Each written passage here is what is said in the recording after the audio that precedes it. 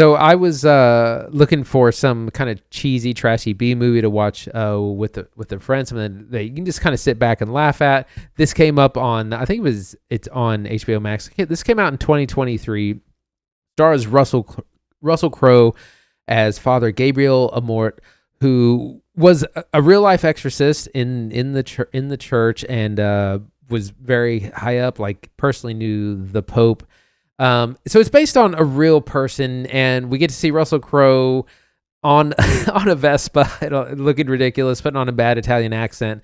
A family inherits an old abbey out in Italy, and they're looking to renovate and sell it. And in the course of the renovation, some sort of evil is unleashed. The son in this annoying family is possessed. They get Father Gabriel Amorth out there to assist with it, and it's really like, it's like really bad effects. Like the dialogue makes you laugh, but it got really good the longer it went. I was really surprised because the lows are low, like you're laughing at everything on screen. Like it rushes the first act so fast, like it's trying to get to the good stuff, and so it just rushes everything in the first act.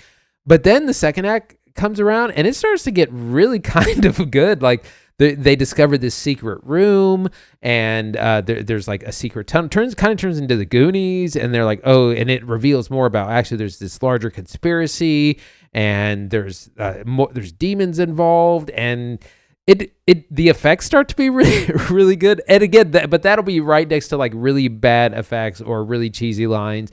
Russell Crowe's the biggest name in this, although I did want to point out the Pope is played by one Franco Nero, who, if you don't know, was the original Django from like the 60s, for which Django Unchained is kind of based on. Oh, dang. So he's 85, still acting, so he's the Pope.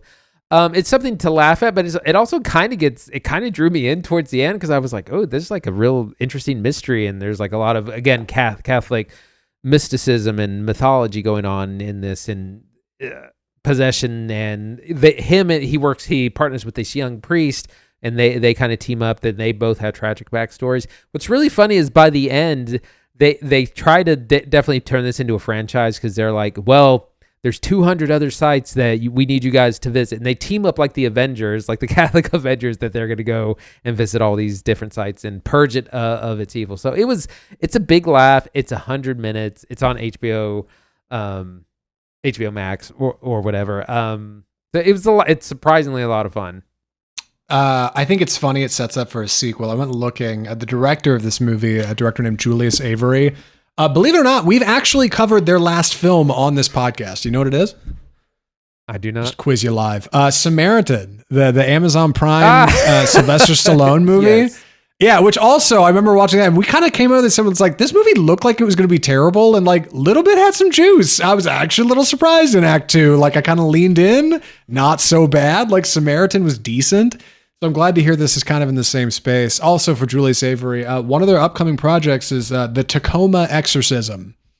I don't know if it's related to this franchise, but it's on IMDb, baby. Put it on the board. Might be getting more Russell Crowe Demon Slayer. And that's what I want to ask about. I think that's the thing bringing people to this movie, right? A, it's a horror, and B, it's got Russell Crowe in it. So I have been building a bit of a reputation online, or at least on the pod, for saying that Russell Crowe just plays the same like fat bearded man in every movie, right? He's a fat Nazi in Nuremberg. He's a fat exorcist in The Pope's Exorcist. And what's funny is when you told me you watched this, I confused this 2023 horror feature with a film Russell Crowe made in 2024 called The Exorcism, which is a different movie. And you told me you watched this, and I thought you were talking about that. The Exorcism, Russell Crowe plays a washed up actor who takes a role as a priest performing an exorcism in a movie, and then things start to go awry. This is not that movie. Like, I think there are probably many people like me who, them. Yeah, I don't think I'm the only one who mixed these up, man. I think there's probably many people who have mixed up these two films. Why is this better? Because just watching the trailer, I was like, oh, this is like all at the Vatican and like played straight. Like the other movie is kind of like a riff.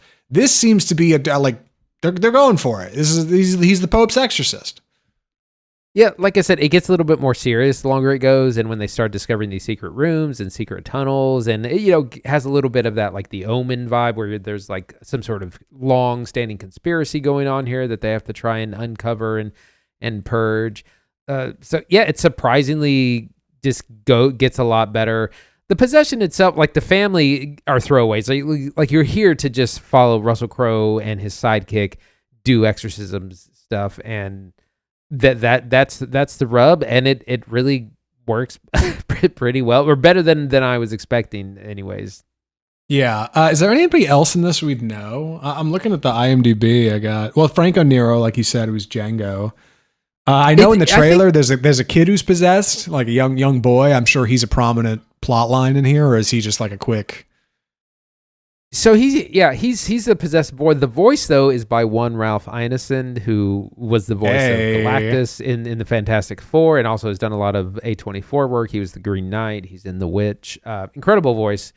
So I think this is largely a European production because I mean it's in Italy. It's primarily European, I think, and I don't know any of these actors, so I think they're small time actors from over there. If that makes any sense.